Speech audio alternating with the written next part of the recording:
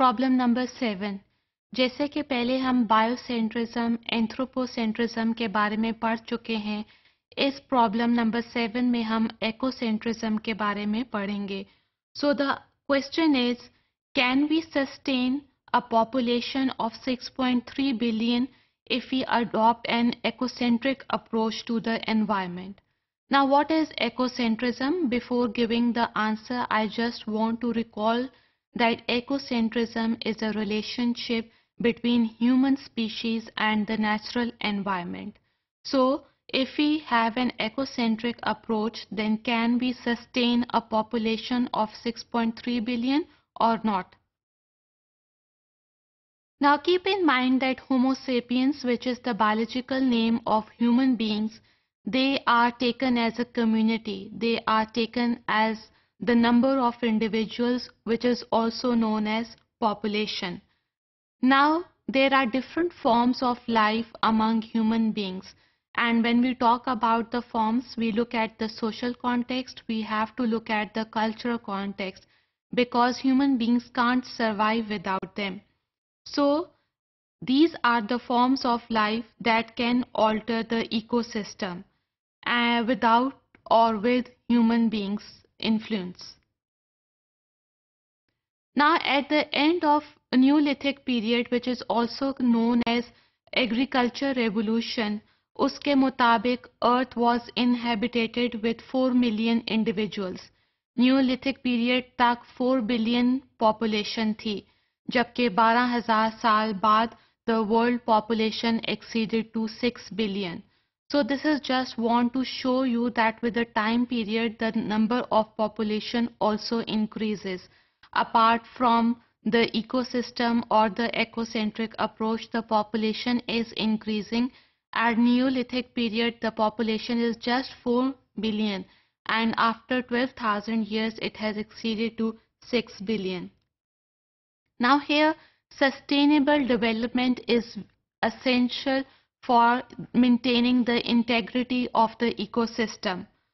अब ये सस्टेनेबिलिटी कैसे लाई जा सकती है? The first way is to bring about the change in human behaviour. Human के लाइफस्टाइल में चेंजेस लाई जाए ताकि इकोसिस्टम की इंटेग्रिटी को मेंटेन रखा जा सके.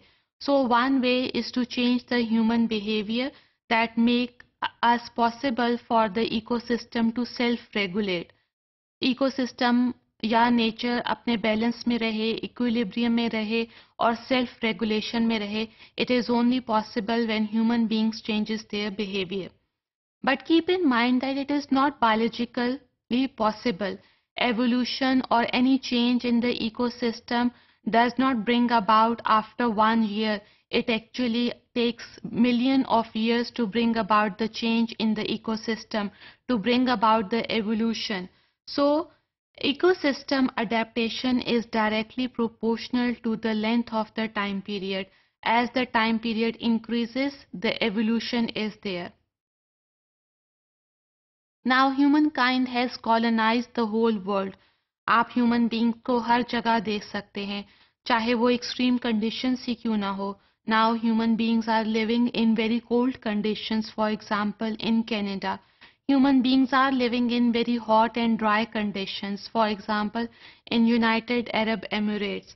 So today, human beings, not today, but even in the previous periods, human beings have to fight against the dangerous predators.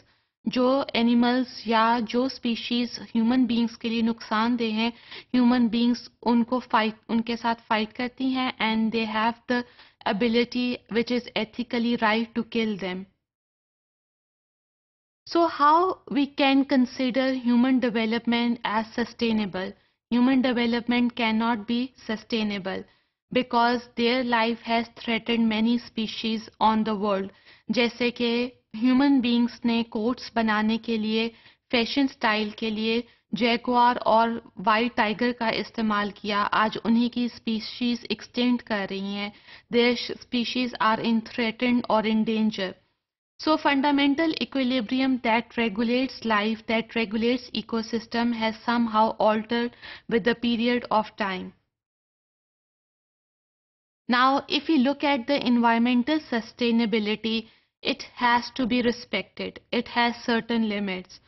Earth has become the natural park for the survival of Homo sapiens, for the survival of human beings.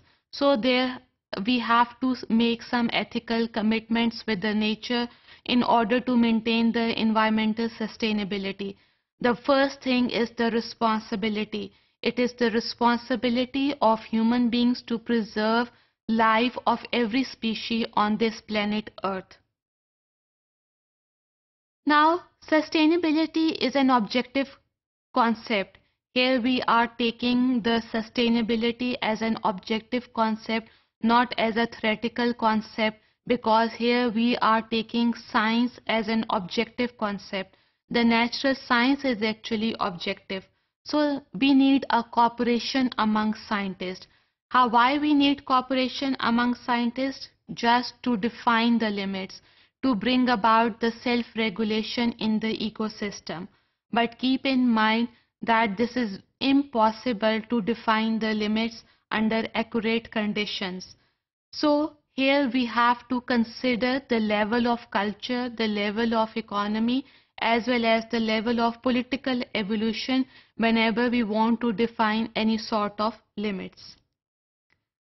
For example, if we look at the ecocentric approach, fishing is acceptable if it is done by the human beings. And why it is sustainable? Because if it allows reproduction of species, of those fish species which are fished on an unchanged scale.